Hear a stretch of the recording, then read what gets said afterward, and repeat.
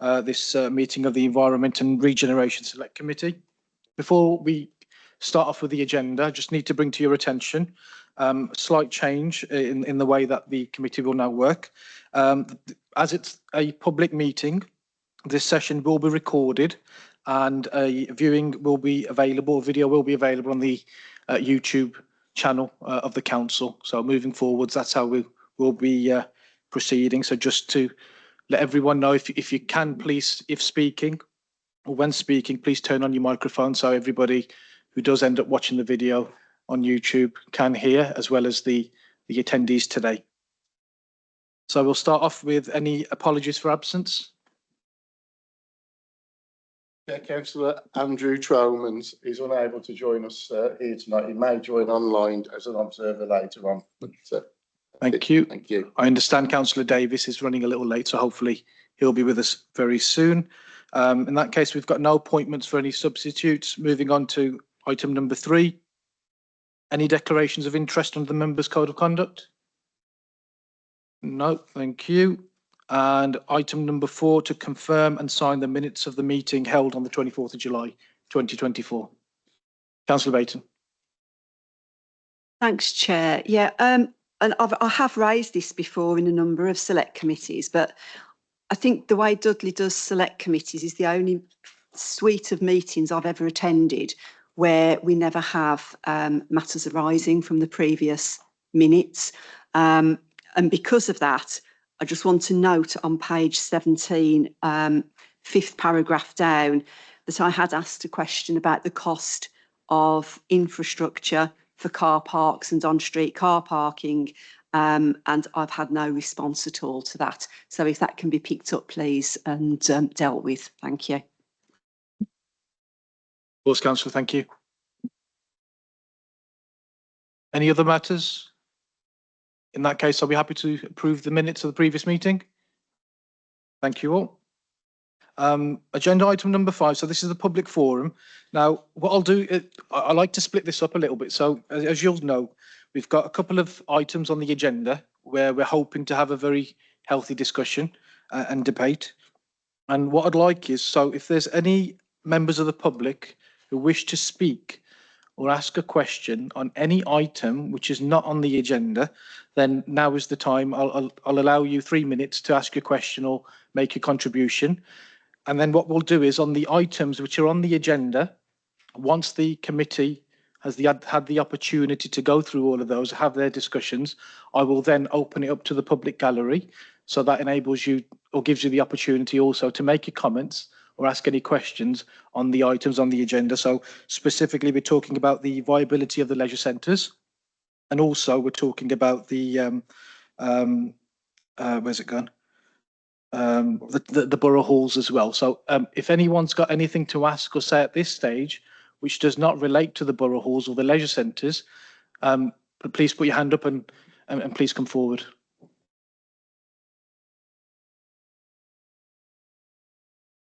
Okay, no, it's an opportunity. So what I'll say, if you've got any questions, yeah, if you want to come forward. If you want to take a seat and switch your mic on, if you start off with your name, please. Yeah, my name's Phil Rose. I started a petition a few months ago concerning the parking. I think everyone here is aware of it, and the disdain and lack of transparency of how it's come across. Obviously, I haven't prepared anything because I didn't know we'd have an opportunity to speak. We handed in a petition of over 6,000 on Friday. Everyone I've spoke to throughout Halesone, Stourbridge, everything that comes under Dudley Borough, we can't see the logic. We can't see, there's no transparency to the reduction in footfall. Businesses will suffer, employment will suffer, town centres will suffer. You're supposed to represent, in our eyes, we elect the council to represent us, to do the best for the people. You are our voice, and certainly in this instance, our voice we haven't even asked. The disdain towards this is biblical. I haven't encountered one person that says it's a good idea. It's really got under everyone's skin. It might seem a small petty fee to increase on people, but the impact, It's the ripple. It is, drop that pebble, the ripple is going throughout every single town, everywhere I go. I've kind of been ushered into this, but it's something I'm willing to take the fight. We just need to see what phase one it's already going through. We know that, and the impact on phase two, which, in hindsight and looking a bit more into it, is really going to affect everybody concerned. I live in Halzone. I've a business in Halzone. I've become friends with people of Halzone shops. I use Halzone. I like to use independent places, and it will be the ripple. Like I say, the ripple effects is huge, and I can't see in any reason how it's going to benefit to squeeze a couple of quid. I think the fallout of it won't justify it. It generally won't. And these are for people that are worried about their jobs, the businesses, the use of the town. You might have an environmental agenda, but in the real world, you're not going to get 3-4 bags of shopping on a bus and then wait half an hour, then walk 600, 800 yards, got half a mile to a bus. It's not a practical reason. Yeah, but a lot of people don't. And if I'm speaking on the people it directly affects. I'm speaking to the business owners, the people in the towns, and I'm under no illusion, no one else on this committee has. They haven't asked the question, how will it impact you? And hence I'm here. Thank you, Mr. Rose. I don't think we've got anyone who's able to make any comments on that at this particular meeting. But what I can assure you is, at the last meeting, we had a very lengthy meeting. I'm sure members will remember, where we scrutinised this decision. Mm-hmm. There was members of the public who attended that meeting as well. And just was that on the 22nd of July? The previous one that we had on the 24th of July. Okay, so we've scrutinised this heavily. Feedback or recommendations were made to the cabinet at the time, and obviously, just to let you know that the purpose of this committee is, obviously, we will pass on the words that you've everything that you've said today. I'm sure this will be communicated to the relevant cabinet members as well, for them to have a look into. But our role here tonight is to scrutinise decisions of the council. Yeah. So again, I'm very grateful. Thank you very much for the petition that you have given. I'm sure that's made its way to the relevant cabinet member and the department that needs to look at it. And I'm sure there will be some direct communication from them to address some of the concerns that you've raised today. Well, thank you. So just thank you again for attending. No problem. Okay. And just for future reference, we do like to hold any meeting of this committee. There is an opportunity for the public to ask questions, and I'm more than happy for people to do so. Again, I want, it affects us as well as yourselves. So I want everybody to have as much opportunities as possible to voice their opinions. Yeah, from our, sorry to interject. Yeah. From our point of view, the decision was made without questioning the people it will impact. The impact, that is the question. Again, the council is set to represent the people, and the people don't feel like they've been represented. You got to go across a broader spectrum. You can't say, 10 people will turn up, I'll ask them 10. There's thousands and thousands of people within the Dudley constituency. It will affect. And you're on the agenda today is the leisure centre. Free parking is a massive effect to the leisure centre. You say pretended we know, but ultimately, to save money, to build up a business, to speculate, to accumulate, you need to have a draw. You need to turn around and say, we can, around the corner, there's lots of free parking, 2 hours, go to the gym, you can use the gym. You're going to lose so much membership. And I spoke to people throughout the Dudley constituency in the leisure centres, and they're all like, we'll go to David Lord, we'll go somewhere else. As mentioned, these are all points that were discussed at the last meeting. So the cabinet member was present at the time, directly heard what members of this committee as well as the public had to say. And again, your petition has been received, and all being well, there will be some feedback there as well. Thank you, Mr. Rose. Yeah, of course. If I can have, is there anybody else intending to speak or ask a question?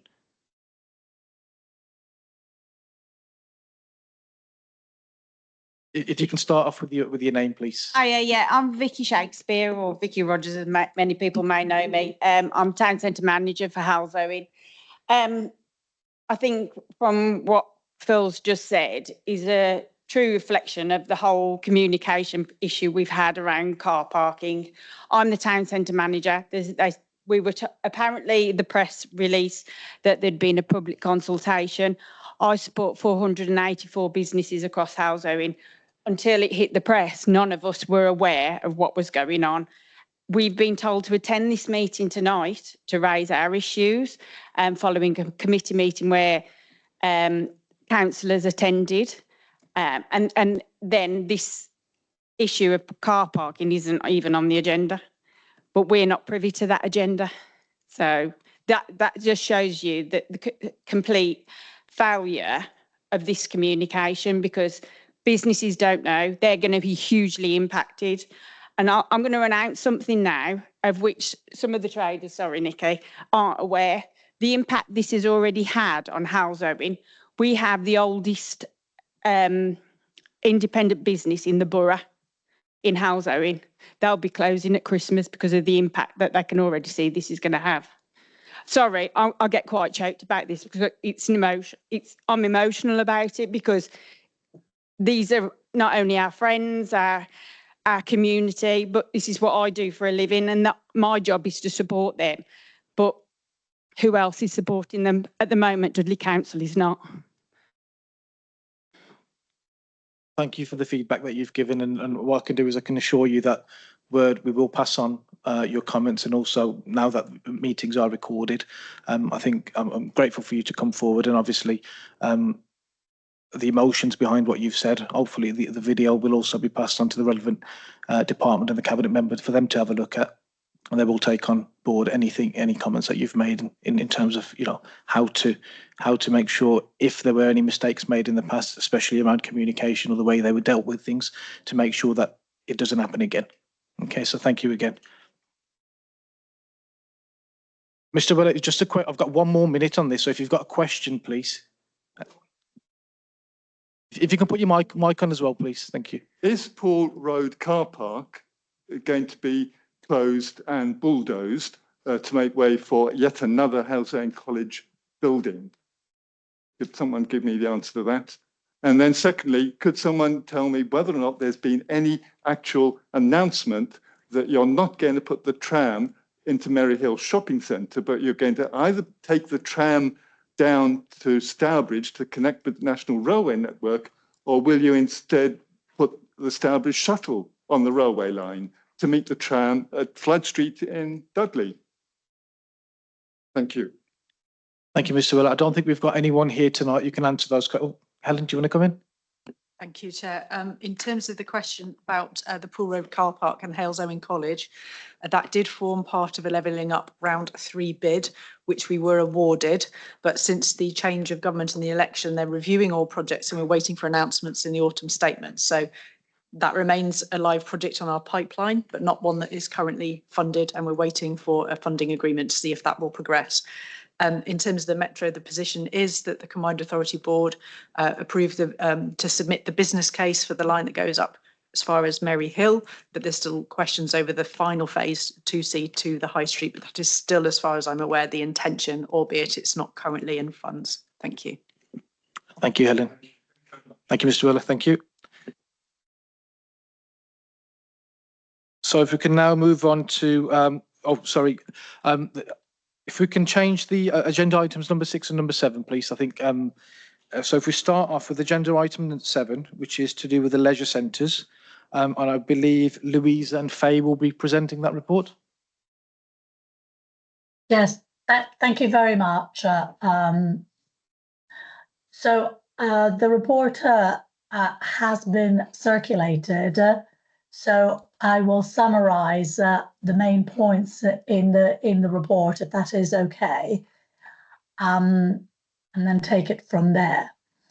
So fundamentally, what we are discussing here is our decision to tender to outsource the leisure centres, and the point of the tender is to assess whether an opportunity to reduce the current subsidy in other words, the current loss that we are making on the leisure centres is possible. So I'll just stress that to say that the tender does not mean that we will for certain outsource the leisure centres. It is only to establish if by outsourcing the leisure centres, we can reduce the loss that we currently make. And in addition to describing that process, I'll then touch on Crystal, which has some complexities of its own. So on the outsourcing, just to give a little bit of background, the leisure services are currently forecast to make a £2.5 million loss per year. So that is across all the leisure centres and the Dell. We're forecasting a £2.5 million loss. Now, membership has increased both at Duncan Edwards and at Halesowen, and the teams have done everything a lot to reduce the cost base. So the officers have been working hard at encouraging more members to join, which is why the membership has gone up. And also officers have been doing quite a lot of work to reduce the costs that we incur. In particular, the electricity and the gas, so the utility costs, which you're all aware of, increased quite substantially. A big part of the current loss, of the current £2.5 million loss, is at Crystal, which accounts for £1.2 million of loss. And there are also structural issues with the Crystal Leisure Centre, most notably with the roof, which also create some financial pressures. The loss at Halesowen and Dell is actually smaller. So they are about £340,000 at Halesowen, and the loss at the Dell is £143,000. So just a recap, that is where we are. So I think what we decided is it was incumbent upon us to try and find a solution to reduce that loss. And that is why we decided to explore whether going externally, whether to outsourcing the centres would help. So in order to ensure that we were not wasting our time and that we did this absolutely properly, we started the process by contacting directly 5 other councils, and also we had a long conversation with Sports England. So we had long conversations with Redrich and Bromsgrove, with Islington, with Wolverhampton, War Forest and Sandwell, and Birmingham actually, on their outsourcing experience, why they had outsourced, and if they had saved money or not. And all of them confirmed that they had saved money through the outsourcing process. We also had very lengthy conversations with Sports England, which is a body that represents sports in the UK and has a lot of experience in this area. And they also confirmed that we should pursue this approach. Some background research has also highlighted that 266 councils in the UK currently outsource their leisure centre provision. So we have, as I said, started off by really examining that situation. The other thing that we did is we implemented a very strong governance process. So the decision to explore the outsourcing went through the MTFS and the budget setting process last year, and there was council agreement to pursue this approach last year in March. And we have been keeping regularly the Shadow Cabinet, the Cabinet, the Improvement Board and the IAB up to date with the process. We have a strong steering group, which includes members from all the council, including children's and public health and adults, and we have a very detailed project plan that we are working to. To ensure that we were also following the right approach and would put together a tender document that was robust and strong, we hired and recruited a company that is an expert in outsourcing of leisure centres. They have done many of these. Know a lot of people in the industry, know a lot of the companies that currently run outsourced tenders. And then we also hired an external firm to help us with the drafting of the terms and conditions for a potential outsourcing contract. So because we recognize that we are not experts in this area, we sought external help to help us do this. We did that through tenders, and so we got very good prices for that support. We also, as part of this preparatory work, we developed with this expert company what they call a shadow bid. In other words, we pretend that we are one of the potential suppliers, one of the potential companies that could run the outsourcing, and we estimate how they may bid and what tender they may put forward. This means that when the responses, the tenders come through, we are already ready and we have a potential bid to compare what they are saying. And that helps us be more robust as well. And then the last thing we also did, and by the way, it wasn't actually the last one, it was actually one of the first things we did. We established a cross-party member task and finish group where we discussed and developed the social outcomes that we wanted to include in the tender.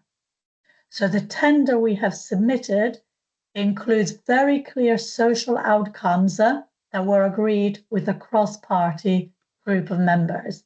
So they include the requirement to have concessions pricing, the requirement to encourage membership from deprived areas, and many other things. There's a very extensive requirement around social outcomes. We've also worked very closely with HR regarding the staff implications. So when you outsource a contractor, 2P applies. So 2P is a law. It's not a council thing, it's actually a law that protects the employees when an organization changes owner.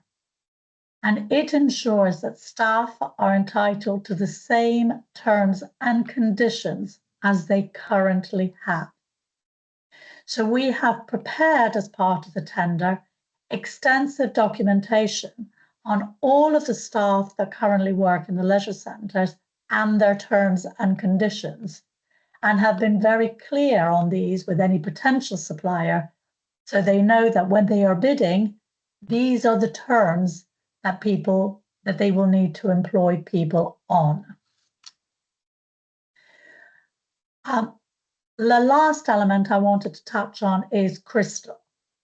Because the situation with Crystal is so complicated, and Helen can give more of an insight in Crystal, but the work and the investment that is required in Crystal.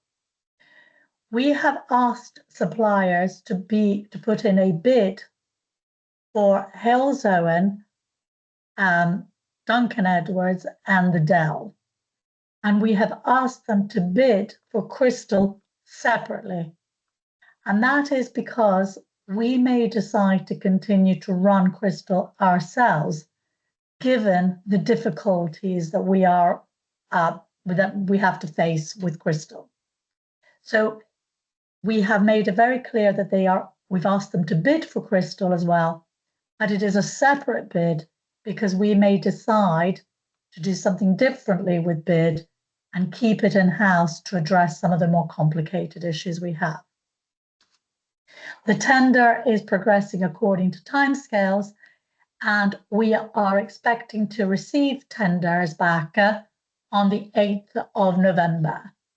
There's then going to be negotiation meetings and further conversations. And as I said at the beginning, it could very well be that at the end of this process, we don't outsource.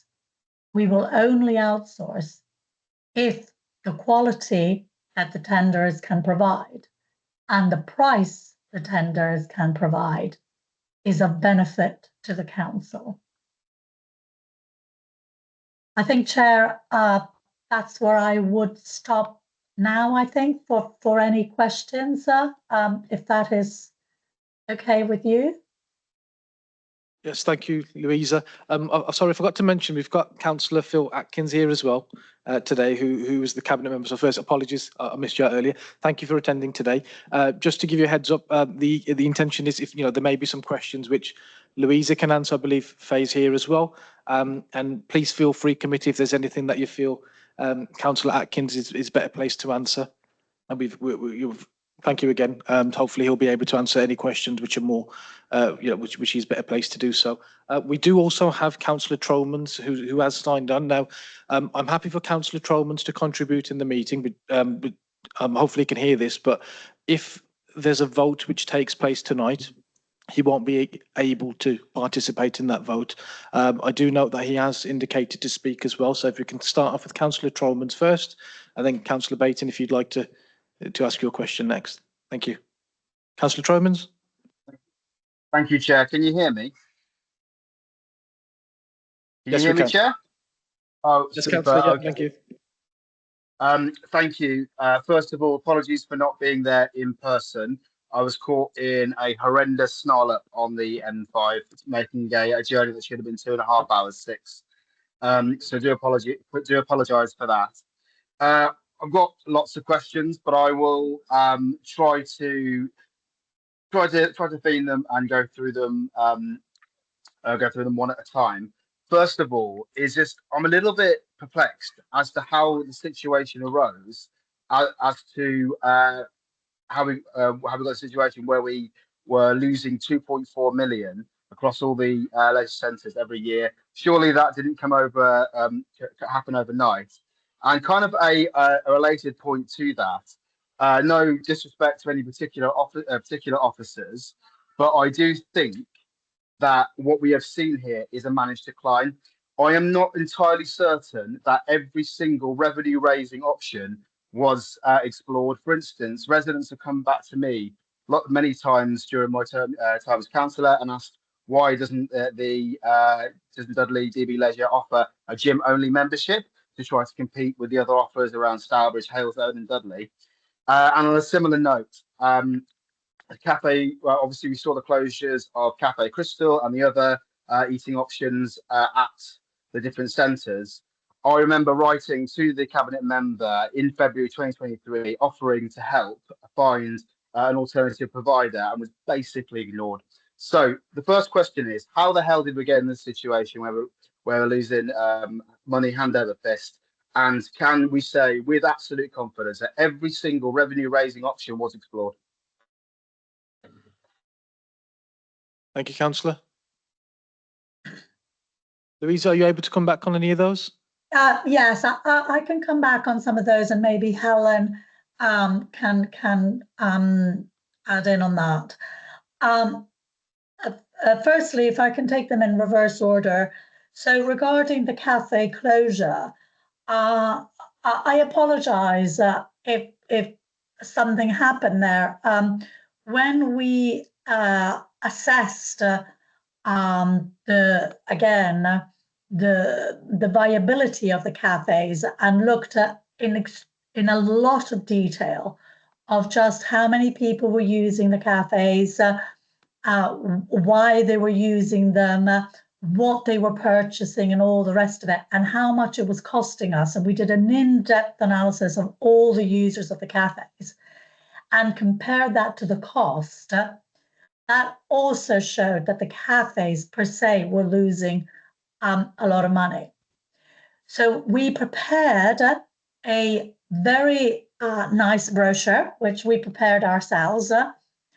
So we did not incur any money to do that, but it was a very nice brochure setting out all the details on all the cafes. And we put it out, and I think they can correct me if I'm wrong, but a couple of months asking for anybody in the borough if they would like to take over the cafes. We also contacted directly a number of the larger chains, like the Costa Coffees, etc., to see if they would be interested in taking over the cafes. And unfortunately, we had no interest at all, nothing, not even one request. So Councillor Tokens, on the cafe issue, we really did try to find somebody that would run them. And I assure you, we did a lot of work to try and make sure, are we making the right decision? So, for example, you will find that in Stourbridge, we've still got a cafe open, which has some not hot food, but cold food that is available, because we saw that that would work there. And at Duncan Edwards, we still have some coffee in the soft play area, where the kids come and play. So we did try to save the services where they could work, but we really thought about that long and hard and really looked at the numbers. In terms of the managed decline, as I said at the beginning, actually our membership numbers have been increasing really steadily. At Halesowen in particular, we've had a very good increase in memberships, and in Duncan Edwards as well, even though Duncan Edwards is now plateauing. And Duncan Edwards, we offer the wellness facility, which is a unique offer in the whole of the council, and we will be maintaining that even in an outsourced scenario. And we have, I think, over something like 40 different membership types to allow for different pricing for students, for kids, for swimming only, all sorts of different options. So I think we do try to pursue all options possible to increase that membership. But, things change and habits change. So if there are more ideas that we can, investigate and put in there, I'm more than keen to do so. Why are we losing so much money? Well, the leisure centres were never very profitable, and COVID had an enormous impact on leisure centres. And I can say that we are not the only ones in the country that are struggling. So COVID, had reduced, but also then after the Ukraine conflict started, the conflict in the Ukraine, and the increase in the electricity prices, that had a dramatic impact on our cost base. And as I said, we've done quite a lot to reduce our electricity consumption, but swimming pools just need a lot of utility, and those costs are going up. Okay, well, thank you for that. Councillor, if I can have Helen Martin just come, she might be able to address some points as well. Thank you. Thank you, Chair. I mean, just to expand a little bit on what Louisa has said in terms of the cost of the leisure centres, and have we done everything that we possibly can to try and reverse its fortunes. Just for a bit of context, in the 23-24 budget, that included 560k worth of either savings and or attempts to increase income to reduce the subsidy to the leisure centres. And as Louisa said, the numbers of memberships have gone up.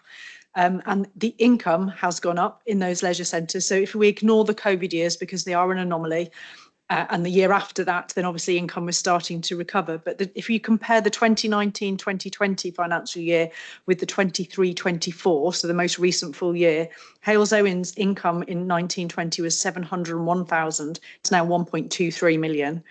Dudley, albeit started in the old leisure centre and it's now in the new, went from 630,000 up to what is now 1.68 million. And in Crystal, we went from 1.47 to 1.8. So all of the leisure centres have seen, in some cases, quite substantial increases in income. In fact, the leisure centres bring in just over £5 million worth in income. But the issue is that it costs nearly £5 million in staffing to run those leisure centres. Our terms and conditions are different to some of our competitors. So it is very difficult, as Louisa said, for us to be profitable in this market. The increase in utility prices had a huge impact on leisure centres, and in Regen and Enterprise in one financial year we had to have growth of 1.3 million. Now that wasn't all leisure centres, that also included crematories and other big energy users, but it just shows you the scale of the problem. We can't have staff turnover where we hold vacancies. You can't have a swimming pool if you do not have enough lifeguards on duty at any particular point. So if people are sick, people are on leave, people are on maternity leave, we have to cover those roles. We can't hold vacancies. So they are expensive to run from staffing, and it is very difficult for us to turn that profit into a surplus. We still have to subsidise those leisure centres to run them under the current terms and conditions that we currently operate in. So to answer Councillor Troman's question, yes, we have done a lot to try and bring down those costs. We've done a lot to try and increase the income and the attractiveness of our centres, but there are some structural problems that remain in being viable financially. Thank you, Chair. Okay. Councillor Chalmers, Chair- before you come back in, sorry, 1 second. I could see a few members of the public put their hand up to speak. If I can just to let you know, once the councillors have had the opportunity to ask questions, I will allow you a few minutes at the end just to have your say as well. So please bear with me. Thank you. Councillor Chalmers, any follow-up comments on that, please? Yes, just very quickly. I know of at least one small business within Stourbridge who is interested in looking at providing a food service at Cafe Crystal, and the council was not interested in following up. But I'm not saying that you didn't put out a brochure and go out to and approach Costas and other large retailers, but that didn't seem to be very much in the public domain. Just to kind of move on a little bit, which is I have some questions about, I guess, guarantees for the future. So when we're looking at with these outsourced tenders, what kind of assurances can we give our communities about protected bookings? Will we see the continuation of the very popular free swimming for children in Dudley? And will we see services provided for people who engage with a medical benefit for that? I know there's lots of kind of very well-used classes to support people with orthopedic problems. And finally, looking to the future for staff, I understand that you'll have a toupee to protect the current staff on their local government contracts. But what about any staff who are employed in the future after any possible outsourcing? Will they also receive a similar contract? So on the second, shall I come back, Chair? Yes, Louisa, absolutely fine. So on the second point, in terms of the toupee, no, any staff that is employed directly by the supplier will be on the terms and conditions that the supplier wants to give them. That is not something that we control in any way. In other words, we can, through the toupee, protect the employees that are moving across, but any employee that the company employs directly themselves, moving on from there, will be on their terms and conditions. Regarding the safeguarding of social schemes and social offers that we have, yes, the free swimming is included in there for the children, and a number of other concessions are included, and also any suppliers will want to retain some of the existing occupancies and some of the existing offers that are there, and some of the existing plans that are already in place.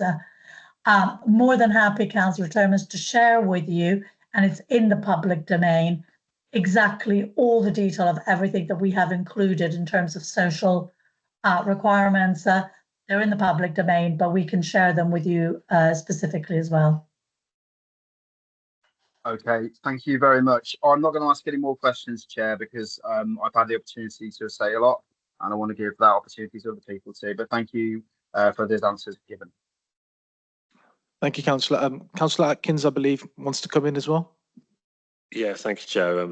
Louisa picked up really on the point I was going to make just around the social aspects. You know, I'm pleased that we had cross-party workshops to try and bottom out exactly what social offerings that we wanted to include in this tender. And I was just going to say exactly the same, that they are in the public domain should anybody want any more detail around that. But it was a cross-party workshop that worked out what we wanted to offer, which I think was necessary to make such a big decision around this. And as Louisa said from the start, we haven't made the decision to do it or not, but they were absolutely included in the specs. Thank you. Councillor Bayton. Thank you, Chair. I've got a couple of points to make first and then some questions. So when we've talked about the costs at Duncan Edwards, I will again reiterate that if we had included the solar panels as part of the construction of that leisure centre, there would have been utility savings from day one. They didn't go in till, I think it was much earlier this year. So we lost a huge amount of time on that opportunity. Also, I understand that the filtration system that was decided upon for the new leisure centre, which is very, very impressive, I understand, is also hugely costly in comparison to the filtration system that was used in the old leisure centre, which was perfectly adequate. It may not have provided the clarity of water you currently have, but it was adequate and it was a whole heap cheaper. So I think it's just important to note that there were savings options, or that the choices have been made that that have probably contributed to the cost problems that we've got. I'd also like to make just a comment around 2P. And yes, you're right, obviously, Louisa, 2P is law and it protects anybody at the point of transfer, but that doesn't protect any member of staff longer term and does not stop any new company entering into a change of terms and conditions. So just so people don't think that any new company coming in will continually operate a two-tier workforce. They can if they choose, they don't have to. So I think we have to bear that in mind. Couple of questions now. I think the quality of this report for me raises questions. There's nowhere near the detail that I would have liked to have seen. We have very little in the way of finance and figures in this. You know, we don't know. You've commented somewhere about the cost of Crystal and the cost of the roof work that is required. I've got no idea how much that might be. And actually, could that be viewed in the future as an investor save project? So, you know, you've said that we may choose to do something differently with Crystal. Actually, how long would it take to pay back that investment if we undertook the work that was required there? If you did that, what's the extent of the life of the leisure centre? If you borrow against the asset to do that work, I don't know from this report what the model of outsourcing is. Would we still be planning to maintain responsibility for the buildings, in which case cost of maintenance would still sit with Dudley Council? So I would be yet to see where the savings would be for an outsourced model. So I think for me, this whole report requires much, much more detail. I also don't understand what Plan B might look like, because you've said that there is no decision has been taken to outsource. You are merely going out to kind of test the market to see what options there might be. What's Plan B? Because ultimately, if we don't have a Plan B that you're working on alongside the outsourcing option, we're going to be we're in no better financial position as we move through. And what I wouldn't want to see, I mean, you've said that you've brought in consultants to advise on this. You know, I hate to say it, but we brought consultants in to advise on Brooks Wine Bar, and within a matter of weeks it was closed. So I really hope that the consultants that we've got for this particular piece of work have done a much better job than we had from Brooks Wine Bar. But yeah, I think really it's what's the plan B? You talk about in the recommendations, seek quick wins. What are the quick wins? I don't know. I can't see from the report what they might be. And yeah, I would have expected a scrutiny report to be much more detailed than this, and to really allow members to scrutinise the options under discussion. Thank you, Chair. Thank you, Councillor.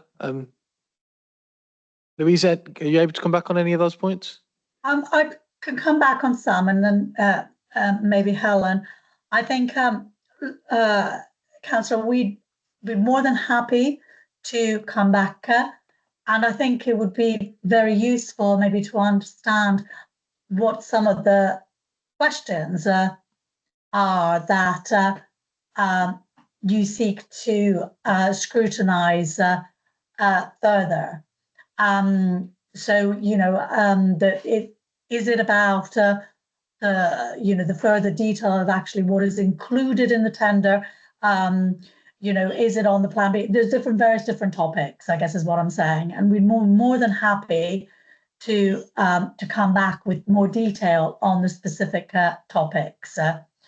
On the tender, again, it is fully published, but the tender is presented in a way that we would continue to own, obviously, the facilities. The suppliers would simply manage the facilities for us.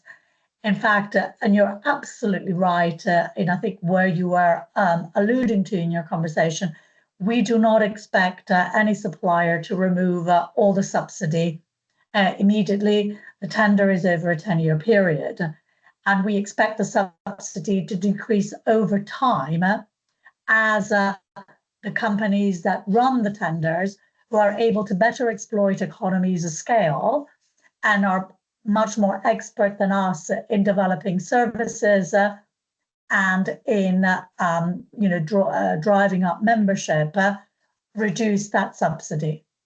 But you know, some of the core fundamentals, the high cost base, the fact that we are in a borough which has got a lot of gyms, a lot of competitive gyms, you know, there's a lot of competition. You can't remove those. So absolutely, we are expecting to continue to have to pay for a loss over a period of time, but that will decrease. We don't know those numbers until November, until the tenders publish back their responses. You ask for a plan B. It's really difficult. What is the plan B? You know, and you're right to ask us that difficult question. And I think, you know, we do need to explore that. And, you know, the options are not always all palatable in this area. But you know, that is something that we need to take away and work on further and come back to you on. And on Crystal, on the structural issues, maybe Helen, if you can I pass over to you on the details on that? Certainly, yes. Thank you, Louisa. You asked Councillor Baton about the cost for the roof repair. So the current capital budget that sits in Regen and Enterprise for that is 600k. I think it's fair to say that's a sort of patch and repair rather than a fundamental piece of work. If you were to do something more fundamental, you could be nearer the million mark. And the piece of work that we're doing in parallel with the consultancy on options for Crystal Leisure Centre, should we need them, depending on what happens in the outcome of the tender process, suggests that the do minimal option, which is what we would need to do physically to the building, in terms of that roof repair, any other works identified in building fabric and the M&E sort of condition surveys, and any other sort of tweaks you have to do and minor changes to make it operate better, could be somewhere near 2 or 2.5 million, but we're still check and challenging those figures, so there may be some movement on that. We're also asking that company to look at all options that would be available to us if we need a plan B, from that do minimal to the do nothing, as in it doesn't operate, and everything in between if we were to invest in it. But obviously, if you're to invest in it, those figures get very big very quick. and you'll appreciate from how much the new leisure centres costs, how much investment that would take to bring it up to the market. But we're still doing some work on that. But the intention is, if the tender process is not successful in that regard, then we would run this parallel report of options for the council to make a decision on. Thank you. If I can just come back, Chair, I find it really concerning that we have a published timeline here for decision, if it goes ahead, if what comes back is acceptable, but that we haven't run a plan B alongside it, because nothing's going to be a quick decision. Nothing's an easy option, and whatever you look at has to come back through the scrutiny process. So you're then constrained by the time frames of that. You're constrained by the time frames of full council. So I am really concerned that a plan B hasn't been run alongside this, and we've been asked to scrutinise something that we've only got kind of half a picture of. So I've made my point. I'll leave it at that, Chair, but I am really concerned about this approach. Before I pass on to Councillor Case, I will say I do share some of those concerns, especially because the nature of what we're dealing with here is very complicated. It's not an easy decision to make, and you'd like to think that the way I look at it recently, some of the big decisions that have been made have been very reactive, and they've not always obviously we're still yet to see the outcome of those, but the perception is that it may not go the way that the council hopes it will. So you'd like to think, especially given the financial circumstances that we're currently in, that we'd be a bit more proactive. So I completely agree with the point that if we're saying this is an option that we're considering right now, but a decision hasn't been made yet, we're not looking at other options, then there's a perception there that maybe this is the only way that we're going to go. And I don't think that, if that is the case, then I think we need to be very forthcoming with that and not try it. I'm not saying it's deceiving, but again, like I said, it's the perception that it gives. Councillor Casey. Thanks, Chair. I mean, for me, it's just a mess. I mean, it's quite amazing, really, that every single facility mentioned in this report that the council runs makes a loss. And I think the point that Councillor Baton made and the point that you've just made, Chair, is really important. That we say no decisions have been made on this. We heard that from the Cabinet member. But there's no plan B. And the report is very clear that the subsidies are unaffordable and basically the council can't continue to operate in this way. But again, I go back to the fact that there's no plan B and what the alternative is. I think the important thing to remember on this as well is that this obviously takes place in the context of council funding overall, which is in a very bad way. And from my point of view, there's lots of issues around the management of our finances as a council as a whole. As I said at the start, it is quite amazing that every facility is making a loss. I mean, Duncan Edwards is brand new. So when I see in this report that the scale of the losses, it really is quite shocking. I know one of the points on the first page is that one of the ways, I hear what you say, Louise, about membership, and that's growing and now it's sort of plateaued. But one of the ways in which you're looking to address that is by increasing membership fees. It says in the report that's the potential income generation moving forward, which, if you've got a problem with people signing up to be members, probably increasing the prices doesn't offer an attractive incentive for people to sign up to be a member, particularly, like you say, when we've got other gyms and facilities around the borough.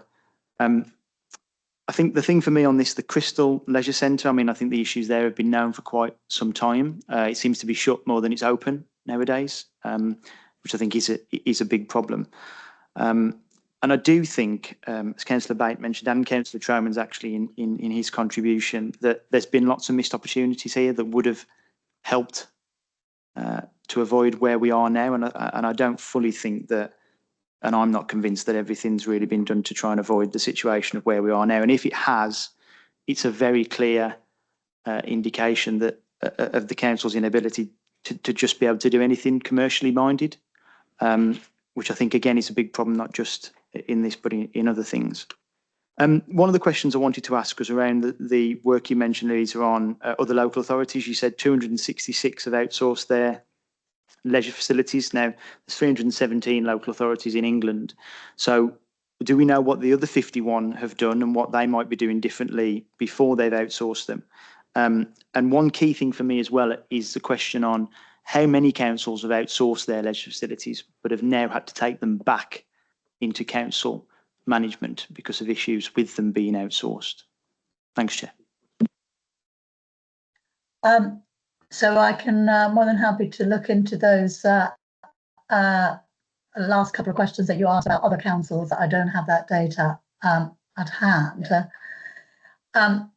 You know, you raise a very valid point around, you know, pricing and what we do. And I mean, I think it is important to remember that we can't quite manage ourselves, the leisure centres, as commercial ventures. We can in part, but we can't in part. So, you know, our price is £34 on average per month for some leisure centre, for the leisure centres.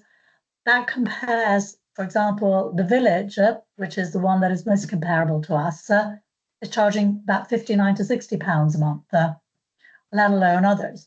So we keep prices that are artificially low because we are a council provider and want to ensure that the leisure centres are accessible. We offer the free swimming, the corporate the discounts for NHS workers and others, and we offer a plethora of other activities free of charge.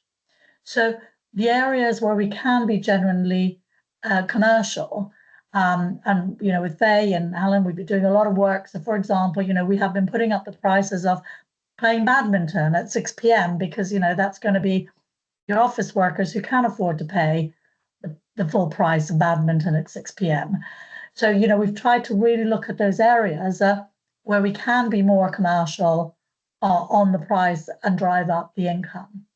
I think the reality is that in Dudley, there is an abundance of leisure centres. There are 2 new ones that are about to open up in the borough. And we also have strong competition with Sandwell, who, as you know, have also opened up another leisure centre, state of the art. So it's a very complex market out there for us to, and we are slightly hampered in our ability to be truly commercial.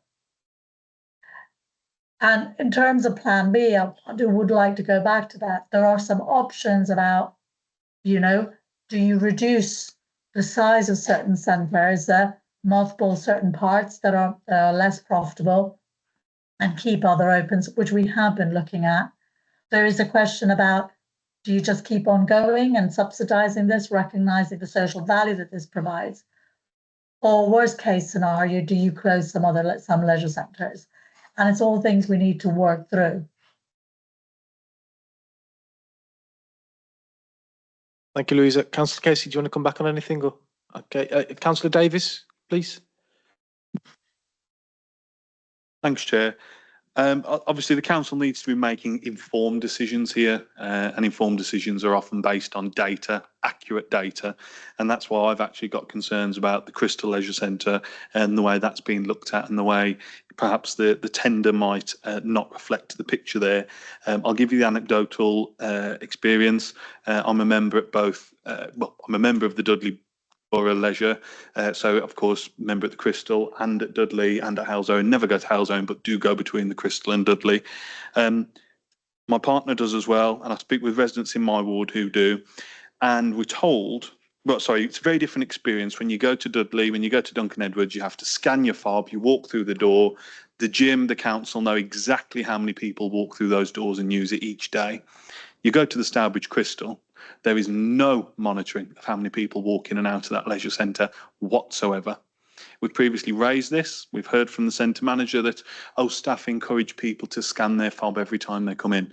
They don't. My partner goes 4 times a week. Not once has she been told over the past 12 months of going 4 times a week to scan that fob. So this council and Crystal Leisure Centre do not know how many people use that centre. We're also told that when you use the gym, there's a receipt printed for you and you have to show your receipt when you go into the gym. You do not. That just doesn't happen.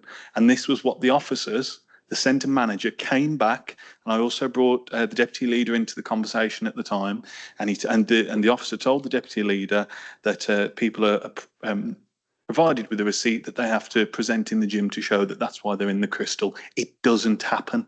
So this, possibly the data that's put in the tender, is based on processes and numbers that just aren't accurate. So whatever decisions are made about the crystal, we need better data on it so as there can be informed decisions. So if you've got any comments on that, that would be appreciated. Similar linked point, how do we qualify where somebody is a member?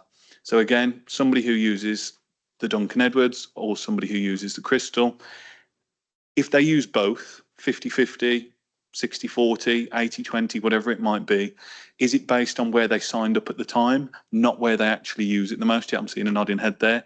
So let's say somebody signed up at Duncan Edwards, but they find themselves at Crystal 9 times out of 10. Surely they should be acknowledged as a Crystal member. But again, we wouldn't know that because we're not getting fob scanned, because we haven't got a gate there like we have at Duncan Edwards. So again, it's not informed decision making. If the process of tendering Dudley and Halesowen did go out as a separate package and Crystal treated separately, would part of the arrangement be that people could still move between those 3 centres? So is that part of what we're asking businesses to tender for? What else? And I think I would just add to the points that others have made that this report doesn't give us good data.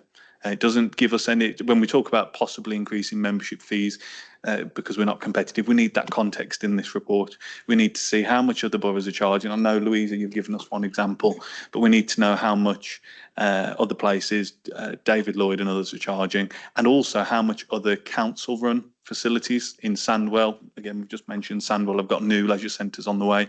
How much are they charging per month for membership? So a few questions for me. Thank you, Chair.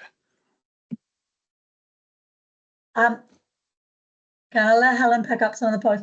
I did want to say, look, I profusely apologise, that you feel that there isn't data. As I said, we have a lot of data. Taking on board some of the comments that you've made about the 3 leisure centres, and I am more than happy to come back. I think it would be helpful, and I don't want to use this as an excuse, so please don't take it in that way. I think it would be very helpful if, as part of these scrutiny requests, if the question that is being asked, we can be more articulated. So, for example, if you want to discuss, pricing and what options we're doing there, we have extensive data and extensive modelling about the impact that we are more than happy to take you through. That's quite a complex subject in its own right. Again, looking at the cost structures and what is doing there, again, also we have a lot of data. So very happy to come back. I guess it would just be helpful if sometimes we could have a better idea of what exactly is the issue that you would like to scrutinise, and then we can provide, because we have so much data. I mean, there's also the opposite. We give you too much, and then it's really difficult to see the wood from the trees. Sorry, Helen, did you maybe want to pick up more specifically on? Sorry, just a point on the point that you raised about if Crystal goes a slightly different way, does that mean that members can move between the sites? That is a question that we've asked ourselves. We've put it in the tender. We don't know the answer to it. It will depend on what comes back, and we'll have to work that through. But it's a question that we're very live to. We've also asked the questions ourselves. If one of the tenders is also one of the people that provides services in Sandwell and Wolverhampton, would we be willing and open to sharing members across boroughs? Is also a possibility to maybe improve and increase the attractiveness of local government, of council services vis-a-vis competitor ones, private ones. So I think that whole question about membership and usage of different gyms is something that we've been thinking about and looking at different possibilities. But Helen, maybe you can explain a little bit more of this, these details around, or Faye, around Stourbridge and how we're collecting numbers on users. Just a couple of points from myself, if I can. So first of all, Councillor, you're absolutely right. We record where you join, but you can use any leisure centre. The data we have in Crystal is not as sophisticated as we have in the other two centres, where Louise and her team have done a lot of really detailed work on memberships, where they come from, how often they come a week, and we've got a huge amount of data on that. We have a lot less on Crystal Leisure Centre. So my understanding, and Louisa, please jump in if I've got this wrong, but that the tender was based on the income that we receive in Crystal Leisure Centre. So in that respect, they will have the full picture in terms of what it currently generates. And we have to differentiate between, we have members who can go across the 3 leisure centres, but we also have what we call pay to play, so people who turn up and pay on the door. Now that's very specific to the sites that you turn up to because they're not members. So it's not all based on memberships. We still have people who turn up and just go swimming, just go to soft play, or whatever else it is that they choose to do at that leisure centre. So you're correct, we don't have the sophistication of data at Crystal, but we do have information that has informed that tender process. Thank you. Thank you. Before I ask Councillor Davies to come back, can I just make a quick point? Just in relation to, you said, Louisa, we've got plenty of data, plenty of figures. I'll be honest, and I'm sure other members will agree with me. We'd rather have too much information than not enough, because, when we attend these meetings, we want to be able to scrutinise as much as possible. And because at the moment, I think almost every member that has made a contribution feels as though they've not been able to get into this as much as they would like to because of the information that's before us. So I completely understand your position as well.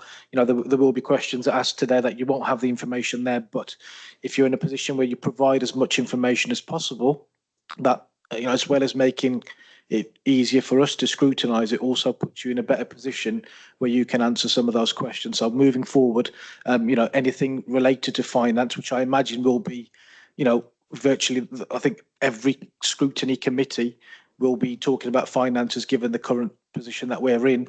If we can take that on board, please. Councillor Davies. Yeah, if I've heard that right, Helen, so income is based on the people who walk through the door with no membership. So does it include membership as well, or is it just? I'm trying to work out how the loss figures you've given us here, how they're worked out. Yeah, so pay and play is very site specific. Membership is about where you've joined. So you are absolutely right. If 1,000 people joined at Crystal, but they all decided to use Duncan Edwards instead, that income would show at Crystal. We believe that because of how we manage that most people are signed up where they are. We've done some data checking around that. And there is a bit of give and take in terms of there will be some sites that might be slightly better off than others. Crystal specifically does incredibly well out of pay and play, and most of their income comes from that. They don't have a huge amount of regular members at Crystal. And so their benefits all around that pay and play.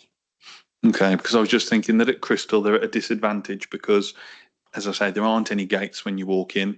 Nobody stops you to say scan your fob. So I would not be surprised if there are people who are using that centre. They clocked onto it 12 months ago and they visit every so often and they're not paying because they can walk in that building.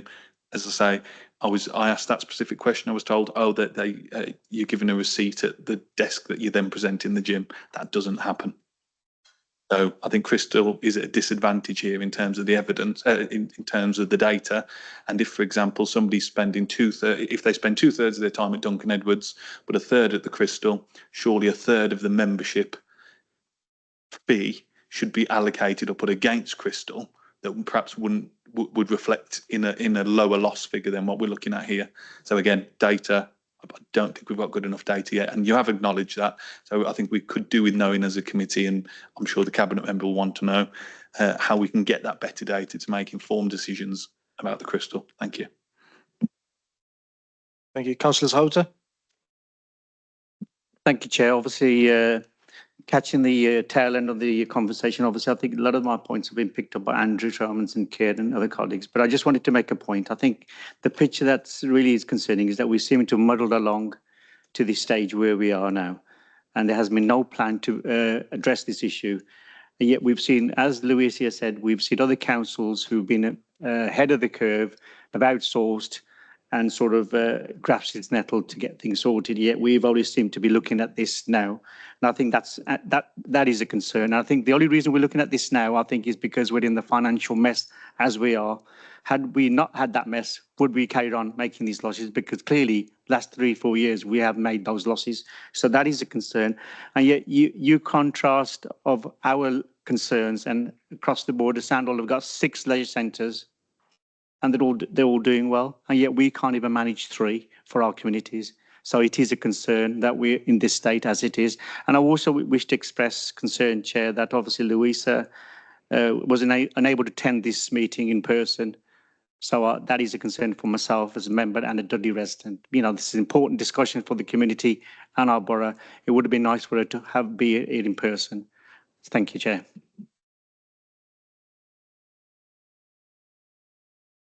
Bye.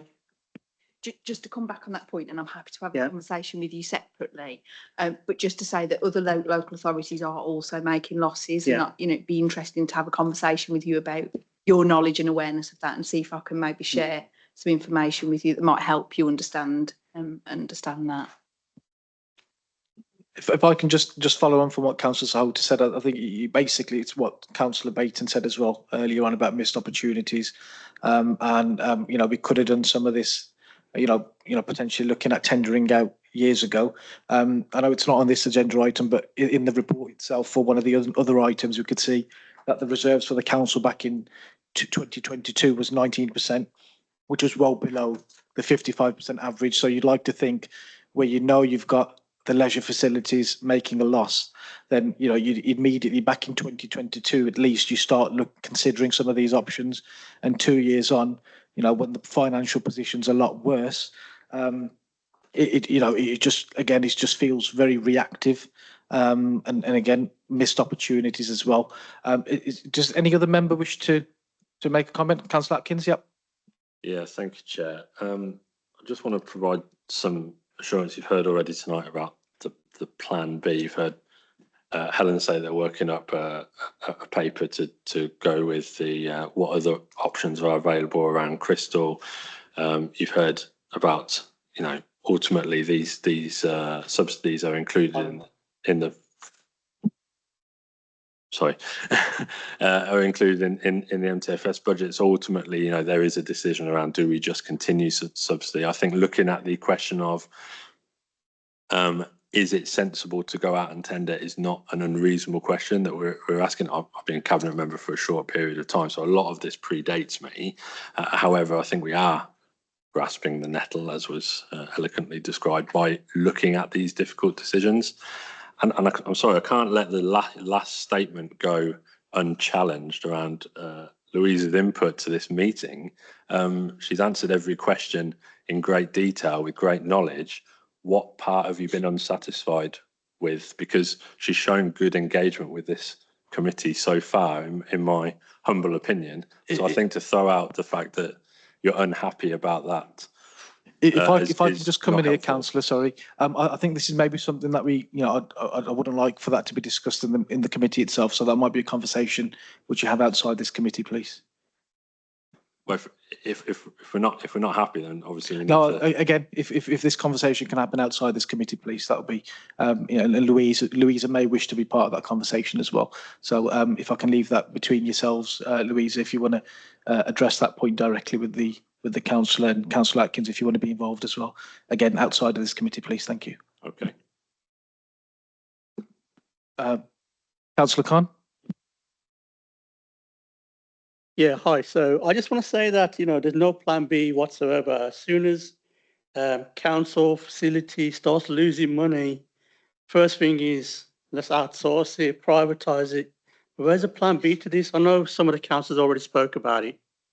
But yes, there should have been a plan B. And I think that even privatizing this is not going to solve, it's going to drive memberships away as well. Thank you, Councillor. Does anybody else wish to ask any questions or make any comments?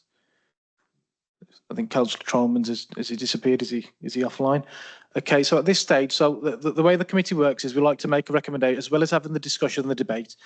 We like to finish off the meeting or that particular agenda item, sorry, with a recommendation that we wish to put forward. But before doing so, I'd like to open it up to any members in the public gallery who may wish to make comments or ask any questions.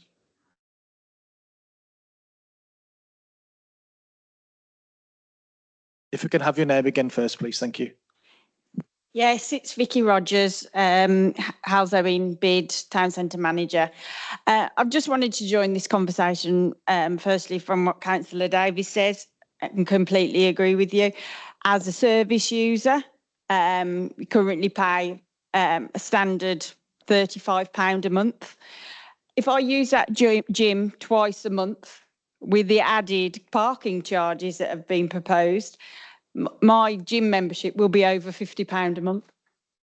When we're talking about the price that privatised places like the Village, David Lloyd, there's no comparison from one to the other because they offer free parking. Having a leisure centre in the town also brings footfall to the town centre.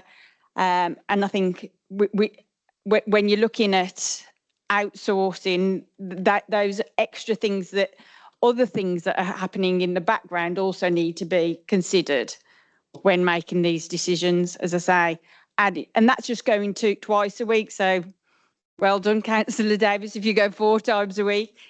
But that just shows how everything's going to be impacted by the decisions that are made around this table tonight. Thank you. I agree with the comments that, anything to do with regeneration or commercial, from the commercial side of things, all of these projects are interlinked. I completely agree with the point that you make. We can't consider each one individually. They are all linked together, and we must make sure that when a decision is being made, all of those are considered as one as well. So thank you again for your comments.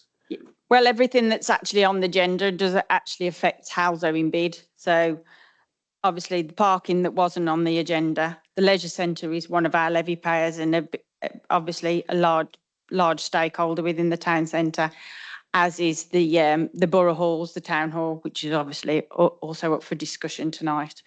So. Thank you again. I believe you'd like to speak, yeah? Thanks very much. Jessica Stahl, member of the public. So I'm very reassured by what I've heard tonight, by the scrutiny of the paper, which I was, I was reassured that no decision has yet been made. I just wanted to say that I shared the concerns raised by the other councils in the paper that outsourcing is potentially increasingly uneconomic given rising energy prices. And I absolutely support the councillors here who have called for a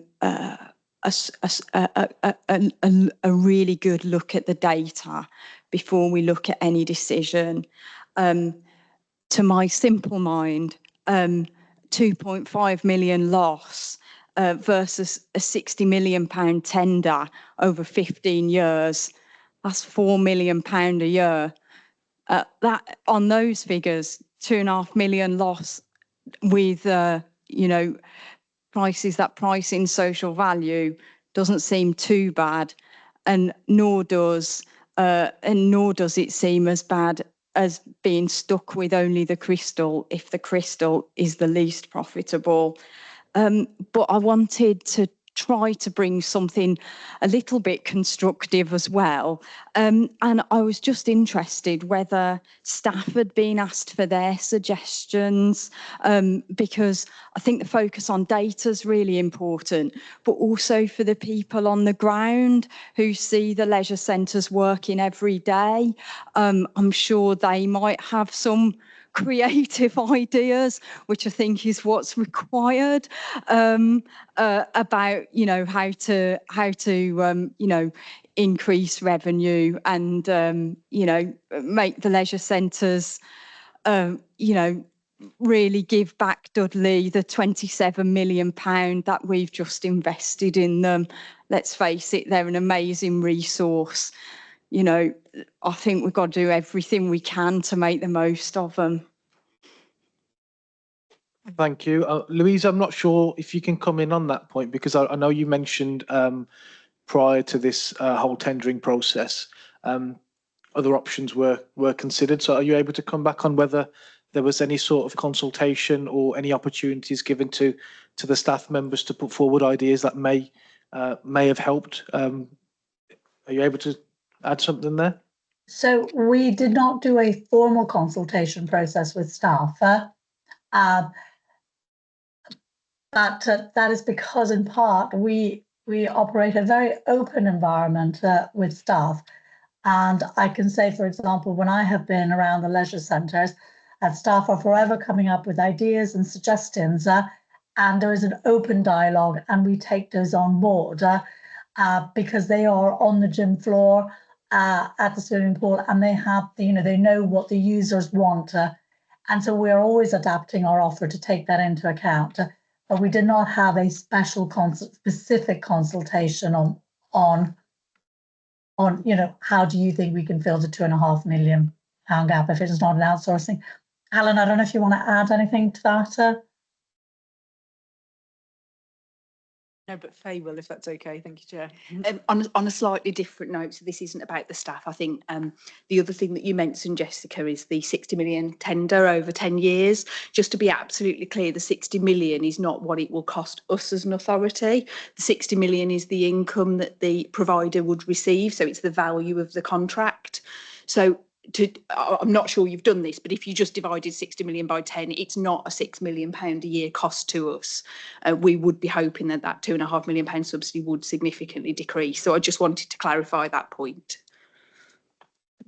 Thank you, Faye. Thank you, Louisa. And thank you as well for your contribution. Is that a hand I can see in the back?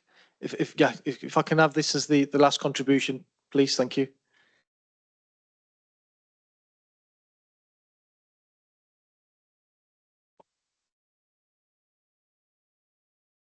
If you can start off with your name, please, and speak into the mic.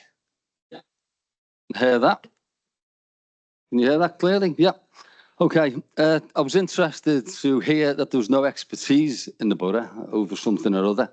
Can I just say, on a very positive note, millions of pounds have been spent on Halesowen, where I attend regularly, and at Dudley, which I've also been to for a swim. And there's some things that you should be extremely proud of as councillors, that you actually spent the council taxpayers' money on getting those things, on getting those facilities for the people in this borough. So that's a very positive thing, that you should be proud of that. And now some people actually want to outsource it and give it away to some private bloody firm who come in and think they can run it better than you. Well, I know hard decisions have got to be made, but what you normally do is if you sit round and you ask the staff, oh, by the way, not one member of the public I've spoken to, whether collecting petitions or whether speaking to them in Halesowen Leisure Centre, including the staff, believe that outsourcing and giving this to private industry is a good idea. Definitely not. If you can find one, please, I'd like to meet them. The staff are against it, the ones I speak to. They're also brimful of ideas. They've got such a pride in Dudley and in their own leisure centre. I go to Halesowen. They're proud of what they do there. And you should be proud of them. I hope you are. Sandwell was mentioned. Sandwell followed a policy of fire and rehire. They were on strike, if you remember. Fire and rehire. Sandwell NBC had to take that contract back. That's what happened to them. They had members of the leisure centre staff standing outside picketing. You've got a great members of staff here in the leisure centres. I know because I attend regularly. The expert consultants. Somebody once said to me, if you've got a broken watch, the consultant comes in and tells you you've got a broken watch.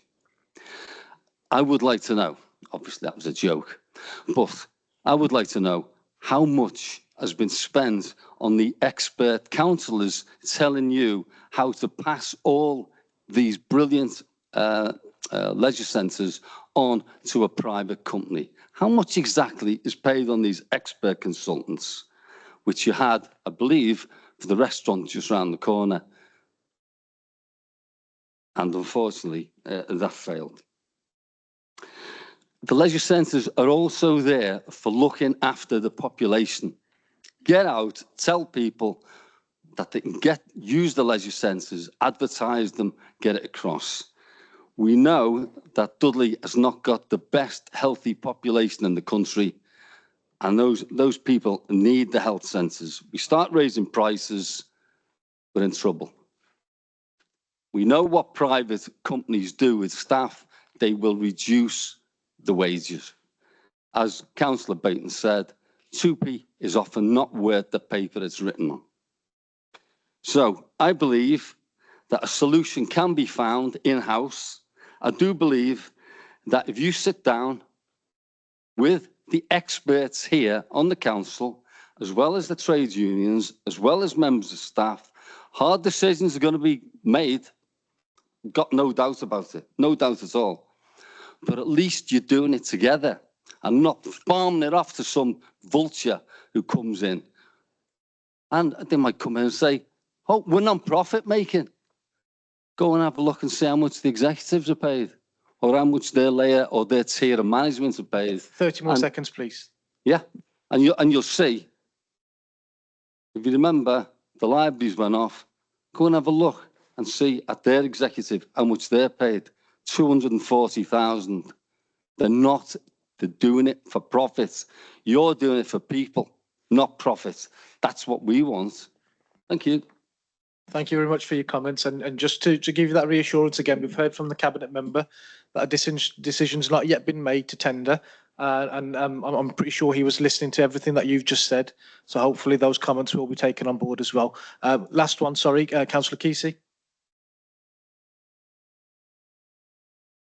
Thank you, Chair.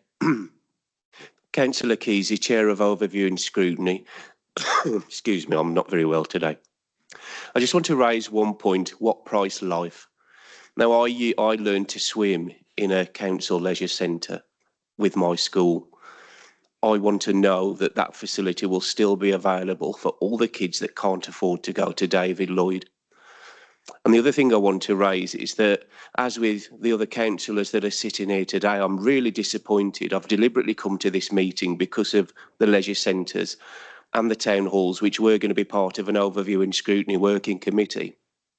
I'm really disappointed with the level of details that's been presented to all the councillors sat here tonight. Not once have I heard which part of which leisure centres are losing money, which parts are making money. Why hasn't that been broken down, and why haven't the councillors sat on this committee been given the option to read through all of that information before they're asked to scrutinise it? Thank you, Chair. Thank you, Councillor. I hope you get well soon as well. I think that's a very good point that's made there. And now if I come back to the committee as well, I know the majority of you did mention there's a bit of an issue or concerns around some of the data that we've been presented with. We've not had, in my opinion, as well as some of yours as well, the opportunity to fully scrutinise this. I personally would like to see this back again with a bit more information for us to dig a little bit deeper into the figures, because at the end of the day, the financial situation is what's leading us to consider this as an option. Just wanted to know what the committee's thoughts were on that, and also then following that, what recommendation can we make to the cabinet as well? Thank you. Councillor Baton. I would very much support that approach. I mean, when you look at the recommendations that are in this paper, I'm not actually sure what we're recommending, if I'm completely honest. So I would want to see a much clearer paper presented with proper details before we actually make a recommendation, because, as I say, I don't know what I'm being asked to recommend. Councillor Davis? Yeah, I agree, Chair. I think we do need to see this again. I would say let's perhaps not be in a rush to see it too soon, because I think it's important where we get it in the process that's already underway. So we want this again to be an informed decision that, or informed recommendations that we make, and therefore perhaps slotting it in once the return tenders have came back in, or later in the process. I mean, you can go into that detail, but I think the timing is more important to get that right. Councillor Atkins? Sorry, Chair. Through yourself, obviously, I'm not on the committee. I just want to support Councillor Davies there. I think part of the issue of tonight is that if we've brought something to you halfway through a process. So you're absolutely right. There's not certain key details that we can share, the whats, the ifs, the buts, because we simply don't know them. We haven't received the information. So I think further scrutiny, absolutely. And where I would personally value this committee's opinion is once those have been received and we actually have something to scrutinise and to say, do we want to do this, or do we want to, or have you got suggestions about this, or do you want to carry on as we were, or whatever the case may be. But that's my through yourself. I completely agree. The timing is very important. Obviously, we don't want to leave it too long, but at the same time, we want it to be timed almost perfectly, where we've got enough for us to scrutinise. And what I will do, I know Louise has raised this earlier on, but if any member has got anything specific that they'd like to see, if I could ask you to email, is it best coming through Democratic Services, do you think, or? If we can email Democratic Services and copy me into it, so at least that way, we've got a record. So those specific points, Louisa, if those can be addressed when this does come before the committee again. And again, just a request as well, that given how many people this affects, and obviously the emotions behind this generally, not just members, but the public across the borough, the earliest possible opportunity where there's sufficient data for us to scrutinise this properly, I would really want to see this back here again. If everyone's happy, can we put that forward as a recommendation for this to come back again in the future? Perfect. Thank you all. Thank you all very much. If we can move on now to I was going to say the next item, but it's agenda item number 6. We're going backwards. Helen, I believe you're presenting this report. Thank you, Chair. Yep. Steve, are you happy to share the presentation? Thank you. Sorry, just to clarify for the public, we'll now be talking about the borough halls, if you haven't got a copy of the agenda. Thank you, Chair. So this presentation is similar to the last one in as much as no decisions have currently been made with regard to the borough halls, but we do have a current position that we want to obviously share with you and invite your discussion on. So if I can move to the next slide, please, Steve. The issue that we're facing is the council is currently subsidising the provision of town halls. In the last financial year, that subsidy was just over 600,000. It has increased year on year. And therefore, we are looking as to what we can do to minimise or remove that subsidy for the council. You're probably aware that we have 3 town halls, Dudley, Halesowen and Stourbridge. They all are slightly different. They provide a different offer. So Dudley Town Hall is the largest of the 3. It can seat 980 people. It tends to have more commercial events as well as a smaller number of community events.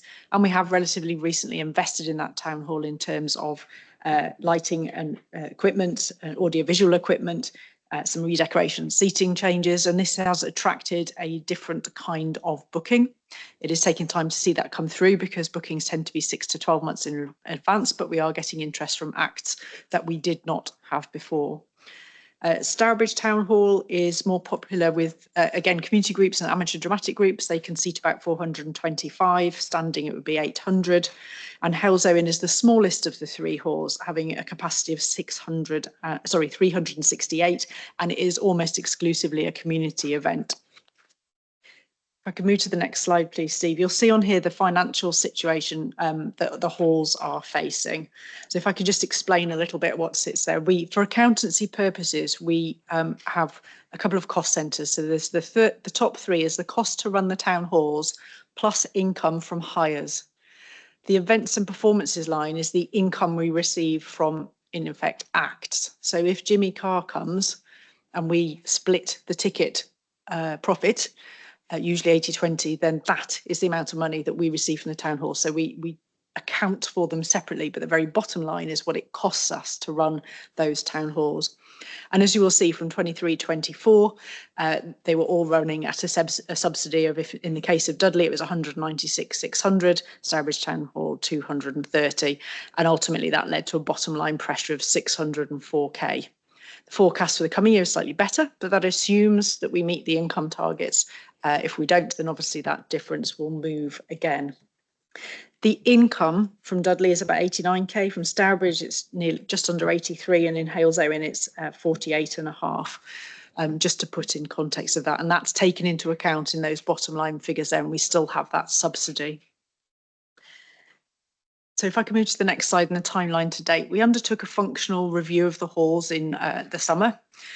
We met with Cabinet Strategy Group to talk through a number of options. And ultimately, it was decided that from that to seek an expression of interest from external organisations to take over the running of Stourbridge and Halesowen.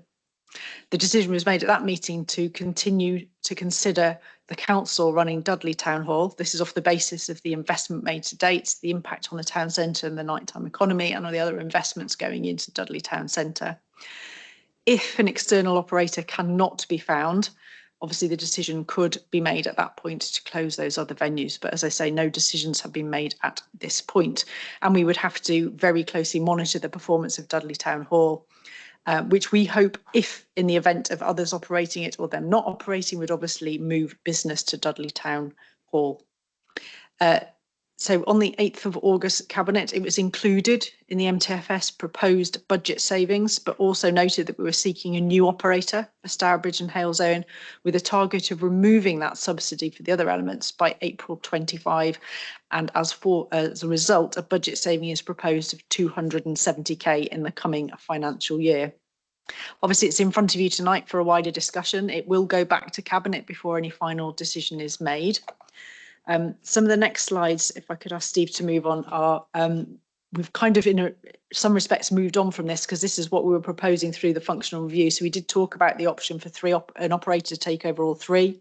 We talked about the option of shutting two and maintaining one before the decision was made to seek those expressions of interest. And the next couple of slides, which I won't go through now, but you should have had them talk through some of the pros and cons of those options and some of the unknowns that we can't answer at this point, such as we can't possibly financially model at this stage if an external operator took them on, because it very much depends on what deal is on the table at that point. So moving to slide 7, thank you, Steve, that's the one.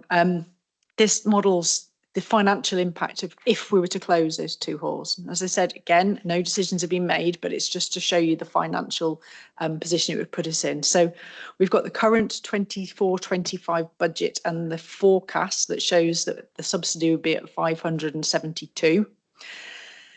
As you move into the following financial year, there is an assumption that two of those halls shut, but we are managing the void costs. This would bring it down to just over 300k of a subsidy. And then in the third year, we have assumed that somebody is, we're not running void costs, but we may have some hangover of costs of business rates if we're not receiving income. So that those costs would diminish and we would get down to about just over 200k of a subsidy in that second financial year. In terms of the current position, we have concluded the expressions of interest period, as much as people were given to the 16th of September. Sorry, if you can move to the next slide. Sorry, Steve. That slide says we had 4 expressions of interest. I can tell you that as of now, as it's closed, we actually have 15, which is quite good level of interest. And of that, they are split up between 6 that are interested in Stourbridge, 2 that are interested in the Halesowen, 6 that are interested in potentially operating both facilities, and 1 that hasn't stated a preference. But we're making an assumption, we are clarifying, but making an assumption it might be Halesowen given the address of that interest. So we do have a good, healthy level of interest at this point. Obviously, we need to work through those expressions of interest and look at the detail. The next steps are that officers will be speaking to every single one of those inquirers, offering to take them round the venues, answering any questions they have at this point. And then that will distill how many interests remain after that initial point. Assuming though one or more of those people and organisations remain interested, they will be given until the end of November to provide us with further details and a full business case, in effect with their vision, their business plan and their preferred options for that, taking over the running of it. And it's at that point we'll have a clear idea of what that means in terms of lease, profit share, costs of the council, and what they may expect us as a council to do in order to transfer that. And then the intention is that officers will report back to Cabinet December, but perhaps more likely early January with the findings and make a recommendation. The next slide that I put on here is not necessarily to respond in any detail now, but this was the debate that came out of Cabinet when we took it. There was a number of areas they've asked officers to go away and consider. So when we report back, we will provide more detail on all of these. You're probably aware that apart from the 3 town halls that we run, we have Brierley Hill Civic, which we used to run, but is now run by the DCVS. There was a lot of debate and questions about could we look at that model of operation? Well, obviously, depending on what comes back from this expressions of interest, we will come back and respond in more detail on that. It may well be that some of these offers do mirror that kind of activity. And you may recall in that particular circumstance, it was a tapering out of the subsidy for the council. We provided a level of financial support to that organisation. And I think in total, it took 5 years for us to exit financially supporting that organisation. And then there was also a comment about exploring the charitable trust. So we will respond in detail of all of those when we report back to Cabinet. I just wanted to put those there so you're aware that we're looking at those, and to also invite you, if there are other things you want us to look at or to consider, to obviously comment tonight, and we will make sure that they are factored in when we report back too. So just to summarise in terms of next steps, the expressions of interest have now come in. All of those interested organisations will be presenting business plans to us by the end of November. As I said, there are early interests that are, and it says 2 on that slide, but there are actually a number of groups that are interested in taking on both Hall 6 and good, healthy interest, and those that would take on either or. We will consider those plans, take on board their submissions, plus the further work that Cabinet has asked us to do, and come back December, January at the latest, with recommendations of how to move forward. So just to reiterate, no decisions at this point, very much a work in progress. Obviously happy when we have further information to be able to come back and to share that with you. So it's at quite an early stage, but a positive response at this point that there are a considerable number of organisations that have expressed an interest. Thank you, Chair. Happy to answer any questions. Thank you, Helen. Councillors? Councillor Davis? I'm actually going to come in with the positive because I suppose is always welcome from officers. Obviously, I'm councillor in Brierley Hill and Worsley South, and you've cited the example of Brierley Hill Civic, which went through a process a few years ago that you've outlined, and that now is a really successful, thriving venue. Doesn't mean the team there don't have to work hard for it, they do. I'm not saying it's all roses. James and the team now are fantastic. Dudley CVS, they've really worked hard, and they've got that building performing as it should. They've got some great acts there, so it can work. Obviously, you've given us some confidence, which certainly given me some confidence to hear that there are these expressions of interest. I really hope that they're the right kind of organisations, because I'm conscious that you could get somebody who probably wouldn't be best placed to run these themselves forward. So the numbers don't necessarily mean anything. We need to hear who they are, and how suitable they are. So I think without knowing that, I can't really ask any questions. It's more of a comment and a point of context that them going out to other organisations to run isn't necessarily a bad thing. It can be a good thing, providing it's the right provider. So I'm looking forward to hearing who these people are, how well they meet the criteria and the objectives that we want these buildings to still achieve for our residents going forward. So yeah, just those comments from me. Thank you.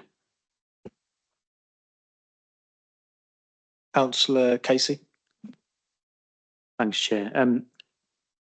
Yeah, I mean, I agree with Councillor Davis there. I think there is the importance, obviously, of who could potentially take these over and how we make sure that that community use is still there, as I know Cabinet outlined on the presentation there.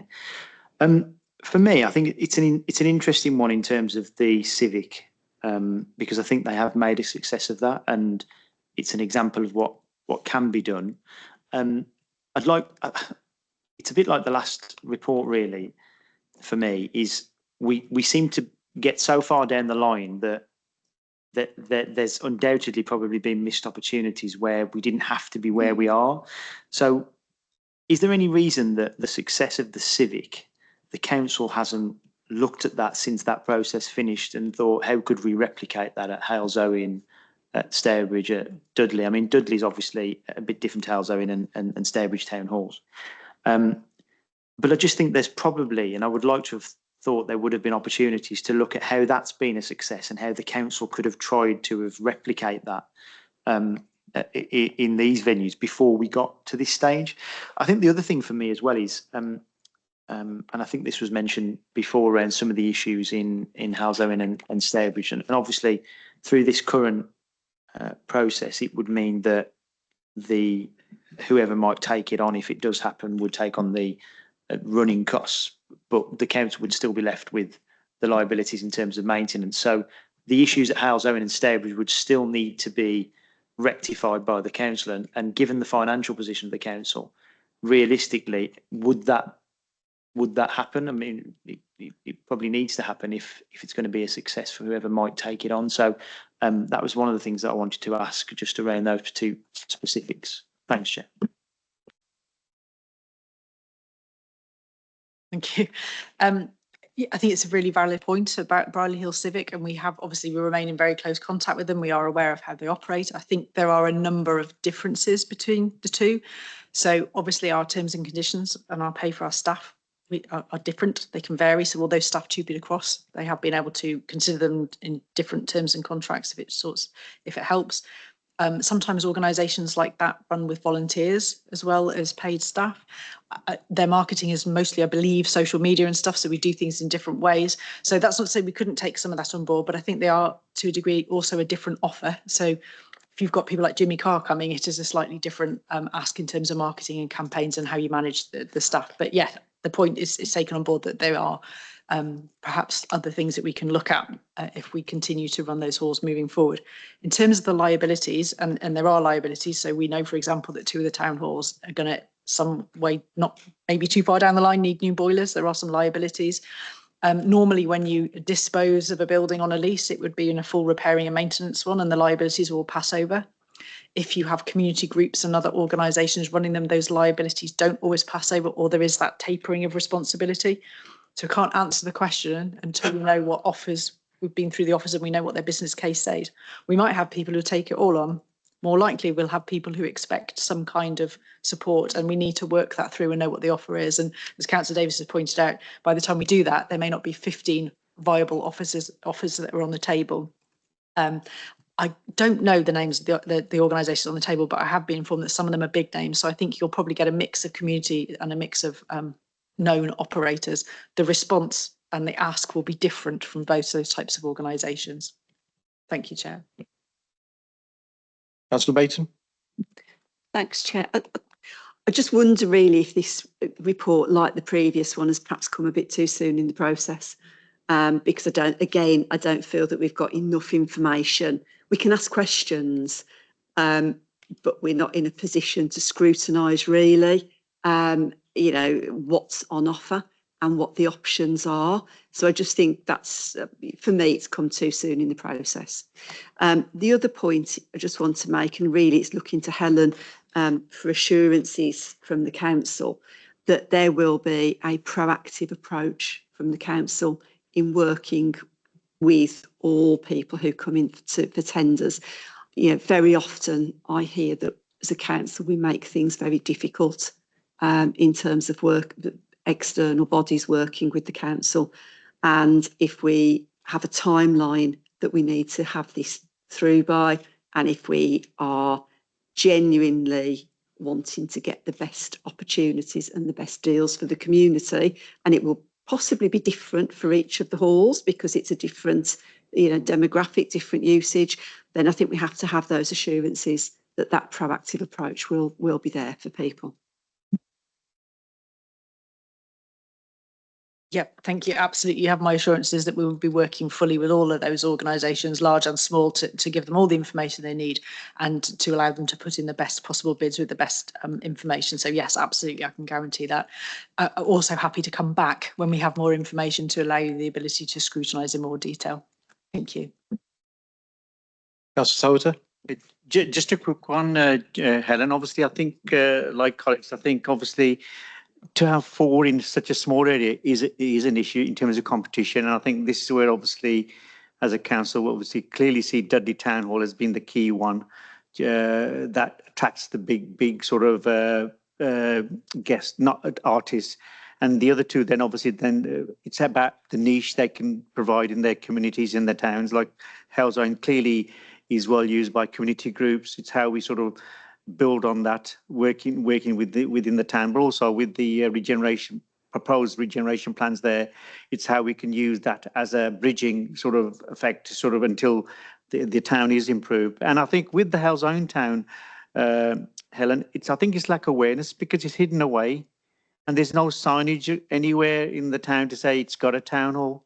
A lot of people don't even know it exists there. So I think it is sort of how we sort of work with comms to sort of promote it to those specific groups. So it continues to play a key part in the town. Same with Stourbridge. Stourbridge obviously has got its own sort of area, different sort of demographics of the people. So I think it's how we work on them with the new people who are looking to acquire the halls and work together. Thank you. Thank you, Councillor. Any other member wish to? Councillor Davis. Sorry to come back in, but just a question I've thought of. Will the process give regard to the applicant's ability in their business plan to apply for third parties, such as lottery funding? So if somebody was proposing to take on the building as is, call it, let's say, Stourbridge Town Hall, and they don't really propose to spend much money on it, perhaps they haven't got the capacity, ability to, but you might have another applicant who can apply for lottery funding, can apply for hundreds of thousands or millions of pounds and actually see an improvement to the facility, that the council wouldn't have access to that kind of funding. The council can't make those lottery bids, but that organisation can.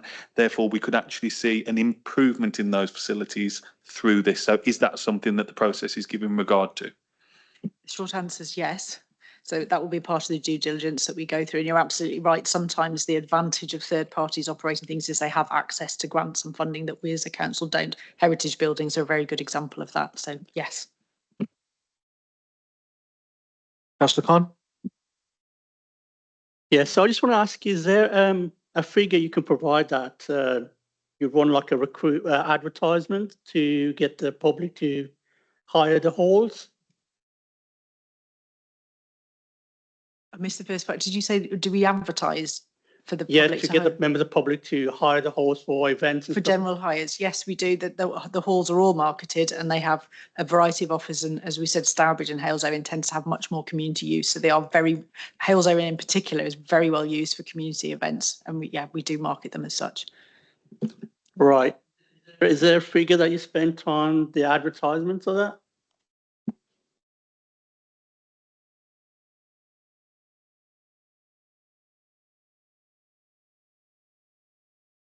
Anyone else wish to come in? No, I did say I'd give the members, there's only a couple of you there, but I did say I'd give the opportunity to ask questions. I think from you would have heard, it's most likely that there will be a recommendation for this to come forward to us again with a bit more detail. I think as Councillor Baton said, it's probably come a little bit too soon for it's more for information purposes at this stage. So are you happy for me to continue? Or do you wish to ask any questions? No? Okay, perfect, thank you. So in that case, in terms of recommendation, I believe, just as I mentioned, for this to come back before the committee with a bit more information when we move along the process. Thank you. Agenda item number 8, which is the action tracker and future items of business. Does any member wish to make any comments on that? Or are we happy to note the councillor Bayton? Not on that, on the action tracker, Chair, but are we not doing the, is there no update on the revenue monitoring, or is it just on item 6? Or is it just for information purposes in the paper? So prior to Oh, sorry, yeah, I've just missed, yeah, do you wish to come back on it? Do you want to ask any questions on No, I that? just wondered whether it was just being, whether there was any officer presenting it. That was my only I question. don't believe there is. I think it's No. for information purposes, but you Okay. always have the opportunity to ask questions. No, that's fine. I just wasn't clear. Thank you. Apologies. Action tracker, if we can come back on that one, happy to note that and move forward. Thank you. And the last item on the agenda, to consider any questions from members to the chair. There are no further questions under that agenda item, Chair. Thank you. Thank you very much. And with that, if we can now close the meeting, thank you all for attending, and members of the public as well. Thank you for your contribution. And Councillor Atkins, again, thank you for attending today.